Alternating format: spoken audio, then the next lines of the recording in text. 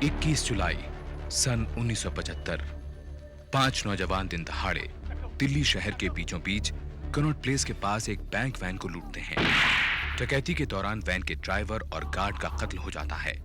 लूट का 6 लाख रुपया लेकर वापस अजमेर जाने से पहले पांचों कसम खाते हैं कि इस बात का जिक्र किसी से नहीं होगा।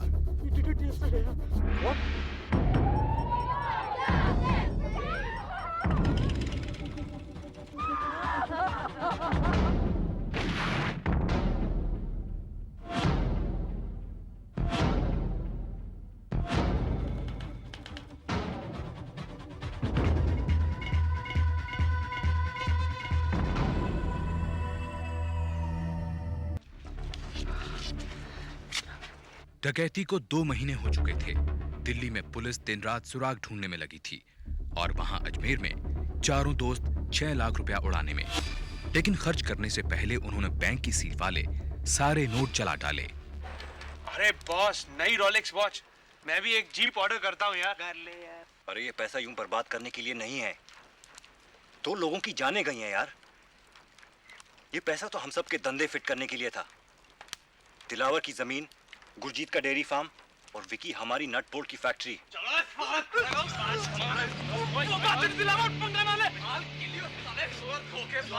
पागल मत बन। क्या कर रहे थे छोड़े से? रिलैक्स या नवाब। What happened, गुरी? अब क्या बोलेगा साले? सिड, उस महेश ने धमकी दी है कि वो पुलिस को सब कुछ बता देगा। मुंह बंद रखने के लिए उसने पैसे मांगे हैं। ये महेश कौन है? वही हट्टे बाजार वाला जिसने रॉबरी के लिए गन सप्लाई की थी। उसको कैसे? गुरी ने बताया? नहीं, आई वॉज स्कैर्ड यार। तुम लोग तो अजमेर आ गए, मैं बैठ के यहाँ था। मैंने उसे इसने उस पैट मनेजिस को बताया और उसने न जाने किस किस को। और ये बात महेश सटोरिया को पता लगी और फिर जस्ट अ सेकंड। गुरी, महेश ने तुझसे क्या कहा? वो अचानक अंधेरे में से निकल कर आया।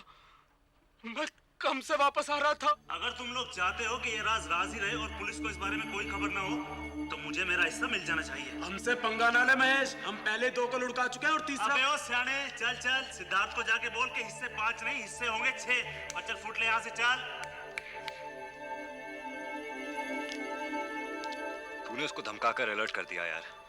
कह देना था हमने कुछ नहीं किया। सिद्ध, हमें फौरन अजमेर से निकल जाना चाहिए। या फिर उस महेश को पुलिस तक पहुंचने से रोकना पड़ेगा। विकी, विकी, विकी, तेरी मम्मी की तबीयत ठीक नहीं है। मैं तुझे लेने आया हूं बेटे। चलो आओ। Sorry guys.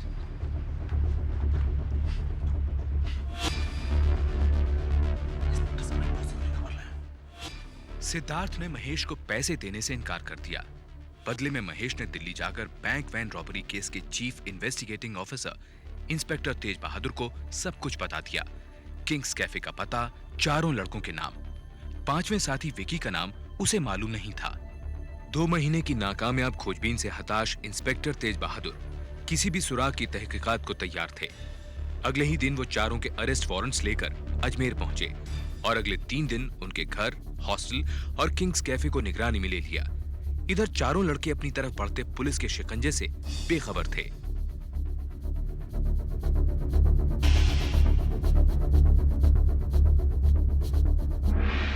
अरे झूठ बोले कौआ काटे, ओ काले कौए तो डरियो।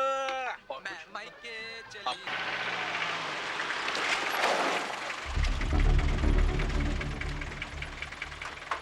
कैफे की चादरों फैल कर अपनी अपनी पोजीशन ले लो। नंबर 2, नंबर 4 के साथ आप बाएं की तरफ जाओगे।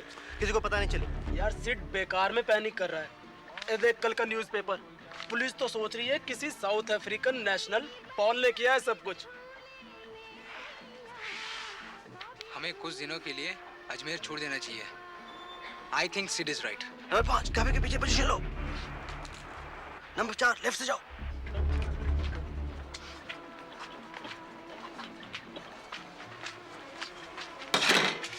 सिद्धार्थ, तू हर वक्त इतना चुप कैसे रह सकता है सिद्धार्थ?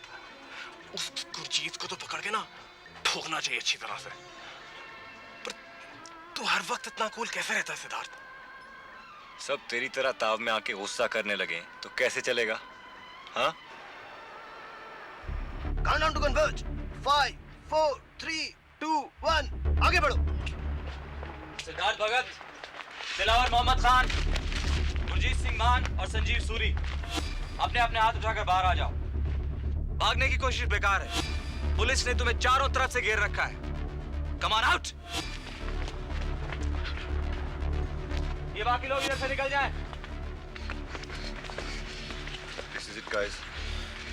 इकट्ठे हैं, इकट्ठे थे, इकट्ठे रहेंगे। शराब हथकड़ियां पहनाओ इन सबको।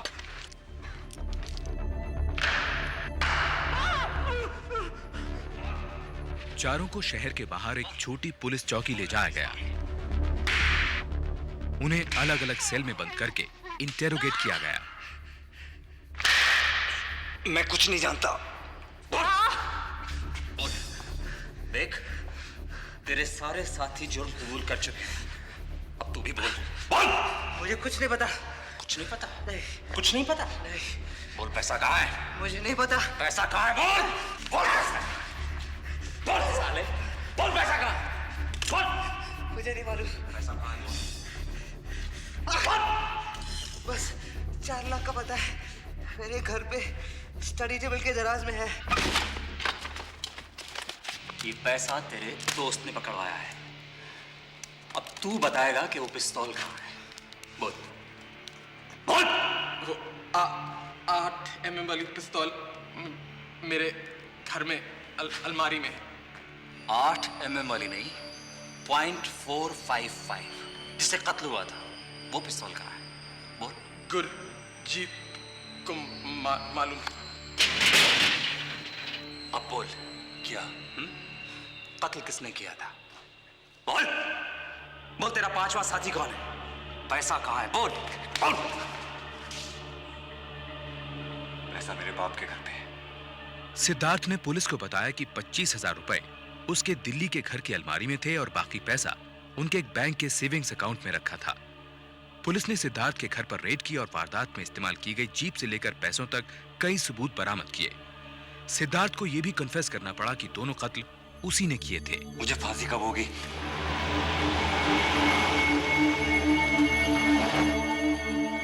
चारों को अजमेर से दिल्ली एक स्पेशल बॉर्डर सिक्योरिटी फोर्स के प्लेन में लाया गया। वहां मैजिस्ट्रेट ने उन्हें 14 दिन के लिए पुलिस कस्टडी में रखते हुए उनके लिए एक सरकारी वकील अपॉइंट किया।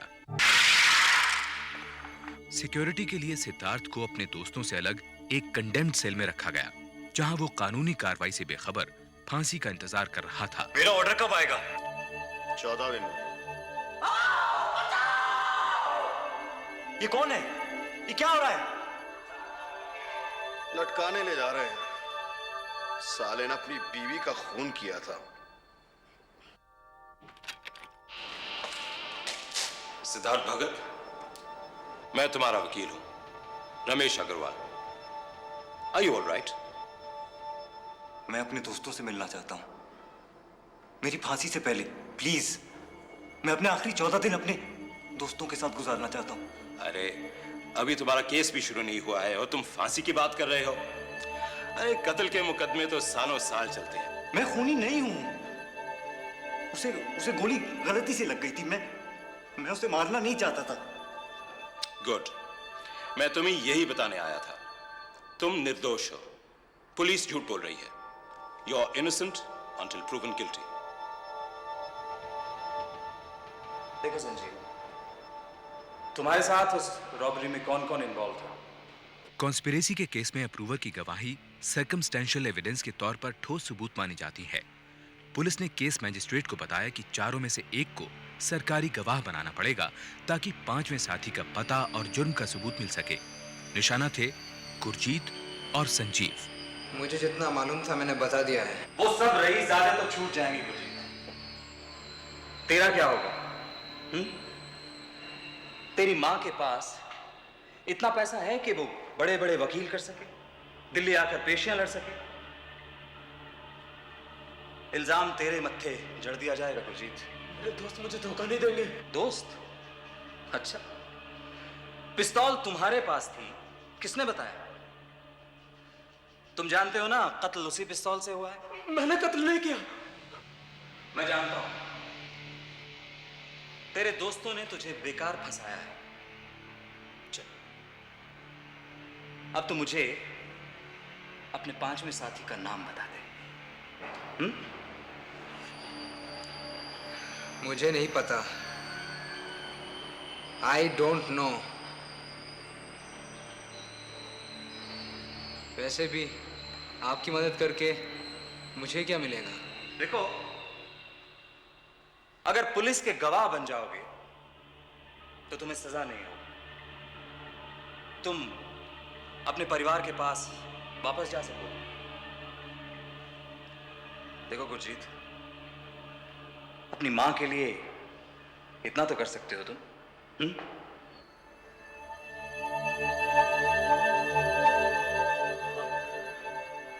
पकड़े जाने के 3 महीने बाद गुरजीत ने सरकारी गवाह बनकर पुलिस प्रोटेक्शन मांगी और अपने 5वें साथी का नाम भी बताया। उसी दिन विकी को अरेस्ट कर लिया गया। 2 महीने के इन्वेस्टिगेशन के बाद केस सेशंस कोर्ट पहुंचा।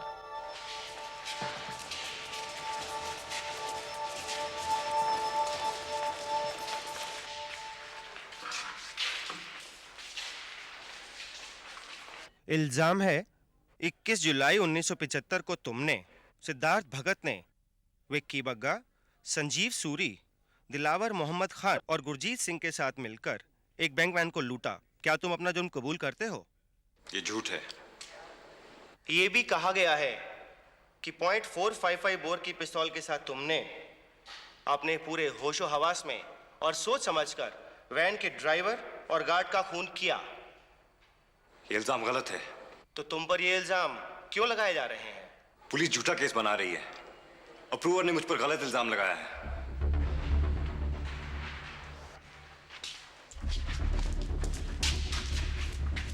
चारों ने सारे इल्जाम झूठे बताए। उनका दावा था कि वे एक दूसरे को जानते तक नहीं और मौका वारदात के दिन दिल्ली से बाहर थे। 21 जुलाई 1975 को हम अपने गांव अमरावगंज में थे। हम वहां सालाना जाया करते हैं बरसात के मौसम में जमीनों की देखभाल के लिए। हम अजमेर 15 अगस्त के बाद ही वापस लौटे थे।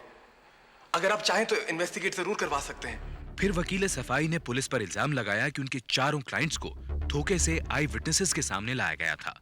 हमें दिल्ली लाने के बाद पहले कुछ लोग के सामने लाया गया जिन्होंने हमारी झूठी पहचान की। उसके बाद पुलिस ने हमको धमकाकर, पीटकर, डराकर जुर्म कन्फेस करवाया। अगर तुम निर्दोष हो तो पुलिस तुम्हारे खिलाफ ये केस क्यों बना रही है? सर, मेरा गुनाह यही है कि मेरे डैड बहुत इन्फ्लुएंशियल हैं और नेचुरली बहुत से पॉलिटिशियंस उनके दुश्मन हैं और ये पॉलिटिशियंस अब मेरे थ्रू मेरे डैड पर अटैक करना चाहते हैं। चार्जेस फ्रेम करके केस को ट्रायल कोर्ट ले जाने में 3 महीने लगे। केस की कार्यवाही गुरजीत की गवाही से शुरू हुई। मैं सिद्धार्थ भगत से 1974 में किंग्स कैफे में मिला। हम सभी दोस्त दिलावर, संजीव, सिद्धार्थ और मैं कुछ बड़ा करना चाहते थे। इसी बीच सिद्धार्थ दिल्ली गया और उसने हमें वहाँ दिल्ली बुलाया और कहा कि विक्की के पास एक बड़ा प्लान है। गुरजीत ने प्लानिंग से लेकर वारदात तक की सारी कहानी कोर्ट को बताई, ये भी कि डकैती में किसकी क्या भूमिका थी। उसके बाद वकील सफाई के पास कहने को ज्यादा कुछ नहीं बचा था। उसने गुरजीत को झूठा बताते हुए 15 दिन तक उसे क्रॉस एग्जामिन किया। एक आखिरी क्वेश्चन, क्या सिद्धार्थ ने गोली गार्ड पे चलाई थी या ताले पर? नहीं, सिद्धार्थ ने शुरू से ही गार्ड और ड्राइवर को गोली मारने की ठान रखी थी। उसने उन पर जानबूझकर गोली चलाई। योर ऑनर, स्टेट गवाह की गवाही झूठी है।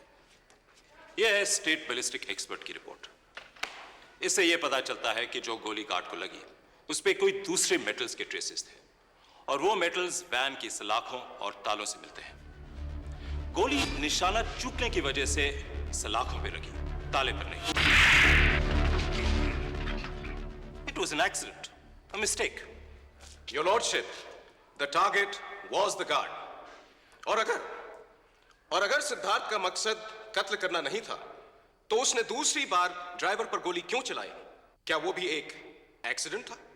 और ये डकैती, क्या ये डकैती भी एक एक्सीडेंट, एक मिस्टेक थी? पर मैं उस गुरजीत को नहीं छोड़ूंगा। डैड को कह के उसकी रेड लगवा दूंगा मैं। तुमने तो सिद्धार्थ को शुरुआत से ही वार्न किया था उसके खिलाफ, कभी सुना ही नहीं उसने हमारी बात। जस्ट लुक एट हिम यार, हम सबको फंसवाने के बाद अब सिद्धार्थ को भी फंसवा रहा है, झूठ बोल रहा है। I'll kill that. ज्यादा हीरो मत बन। पुलिस टॉर्चर क्या है ये मुझे मालूम है। तू पिटता तो तू मुंह नहीं खोलता क्या? अप्रूवर नहीं बनता? जब हम पिट रहे थे तब तू कहां था रे? तू तो अपने डैड के गोद में छुप गया था।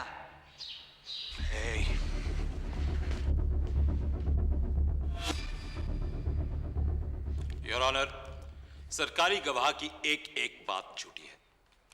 यह लेटर सबूत है।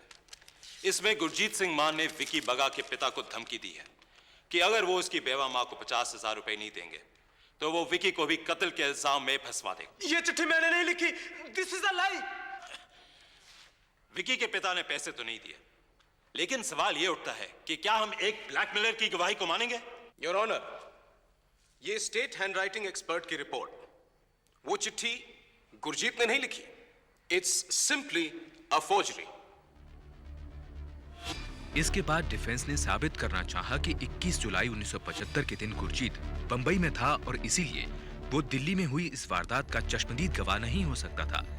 जज ने ये इल्जाम डिसमिस कर दिया। प्रोसिक्यूशन ने मौकाए वारदात पर मौजूद 2 चश्मदीद गवाह पेश किए। वो बैंक के मुलाजिम जिन्होंने बंदूक की नोक पर पैसा वैन से उतारकर जीप में रखा था, और लड़कों को पकड़वाने वाले इंस्पेक्टर तेज बहादुर। सेशंस कोर्ट में इस केस पर बहस 1 साल और चली। तारीखें पड़ती रहीं। इसी दौरान सिद्धार्थ ने जेल में कानूनी पढ़ाई शुरू की। उसे पता लगा कि कानूनन उसे सॉलिटरी कन्फाइनमेंट में 7 दिन से ज्यादा नहीं रखा जा सकता, वो भी सजा मिलने के बाद। उसने कानूनी लड़ाई से अपनी सॉलिटरी कन्फाइनमेंट खत्म करवाई। योर ऑनर, मेरी आपसे गुजारिश है कि सिद्धार्थ भगत को कड़ी से कड़ी सजा मिलनी चाहिए, क्योंकि ये कत्ल सिर्फ पैसे के लिए नहीं, बल्कि एक थ्रिल, एक मजे के लिए की गई है। इनफैक्ट योर ऑनर, सिद्धार्थ भगत के पिता खुद स्मगलिंग के जुर्म में 2 साल की सजा काट चुके हैं। आई ऑब्जेक्ट योर ऑनर, इस बात का इस जुर्म से कोई ताल्लुक नहीं है। ये क्राइम एक गलती थी। योर ऑनर, ऐसी गलती जो 2 जानें ले सकती हैं, वो दोहराई नहीं जानी चाहिए। और कानून में एक ऐसी सजा है जो और लोगों को कत्ल करने से डरा सकती है, and that your honour is दफा 302, सजाए मौत।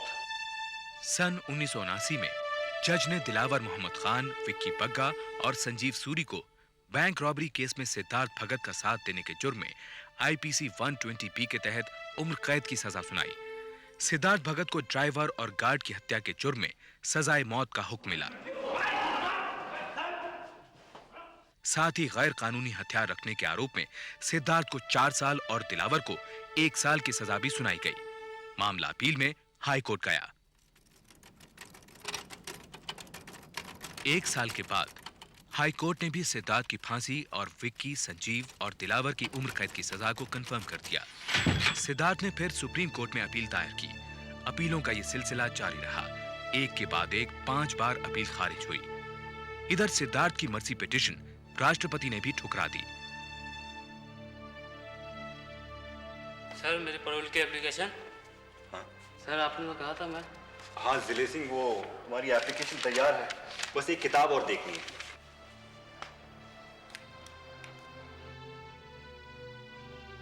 इसी दौरान सिद्धार्थ ने कानूनी पढ़ाई करते हुए जेल में कैदियों के हकों के लिए पब्लिक लिटिगेशन से जेल में सुधार करवाए, सॉलिटरी कन्फाइनमेंट और कैदियों पर किए गए टॉर्चर्स के खिलाफ। सन 1982 में सुप्रीम कोर्ट के एक ऐतिहासिक फैसले में उसकी उम्र और जेल में अच्छे बर्ताव को देखते हुए उसकी सजा को उम्र कैद में बदल दिया गया। सिद्धार्थ भगत 18 साल जेल में उम्र कैद की सजा भुगतने के बाद 1993 में जेल से रिहा हुआ। आज वो एक क्रिमिनल लॉयर है। विकी बग्गा 14 साल जेल में काटने के बाद दिल्ली में अपने पिता का कारोबार संभालने लगा। दिलावर मोहम्मद खान की सजा पूरी होने पर उसका अपने पिता के साथ समझौता हो गया। 1997 में वो कैलिफोर्निया, अमेरिका में जाकर बस गया। गुरजीत सिंह मान को केस बंद होने के बाद विटनेस प्रोटेक्शन एक्ट के तहत इंग्लैंड भेज दिया गया। वो आज भी वहीं है। संजीव सूरी की जेल से रिहा होने के बाद आज भी किसी को कोई खबर नहीं है।